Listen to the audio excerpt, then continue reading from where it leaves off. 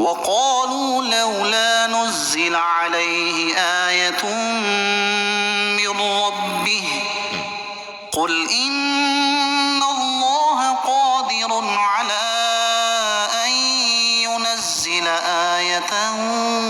ولكن أكثرهم لا يعلمون۔ اور کہا ان پر ان کے رب کی طرف سے کوئی نشانی کیوں نہیں اترتی؟ تم فرما دو کہ بے شک اللہ کسی نشانی کے اتارنے پر قادر ہے، لیکن اکثر لوگ بے علم ہیں۔ کفار مکہ نے کہا تھا کہ محمد صلی اللہ تعالیٰ علیہ وآلہ وسلم پر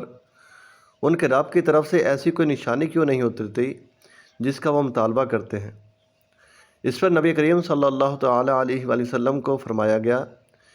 کہ ان کے جواب میں حبیب صلی اللہ تعالیٰ علیہ وآلہ وسلم تم فرما دو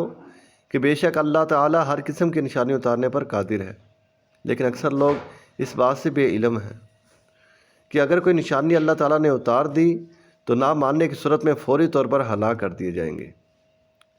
کفار کی گمراہی اور ان کی سرکشی اس حد تک پہنچ گئی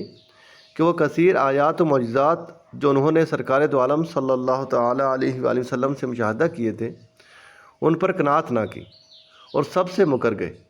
اور ایسی نشانی طلب کرنے لگے جس کے ساتھ عذاب الہی ہو، جیسا کہ انہوں نے کہا تھا یا رب اگر یہ حق ہے تیرے پاس سے تو ہم پر آسمان سے پتھر برسا۔ اس پر انہیں فرمایا گیا کہ یہ جاہل ہے اور جانتے نہیں کہ اس طرح کی نشانی کا اترنا ان کے لیے بلا و مصیبت ہے کہ انکار کرتے ہی ہلاک کر دیے جائیں گے اور اپنی موت خود اپنے منہ سے مانگ رہے ہیں۔ ان معجزات کا نہ اتارنا بھی حضور پر نور صلی اللہ تعالیٰ علیہ وآلہ وسلم کی رحمت کی وجہ سے ہے۔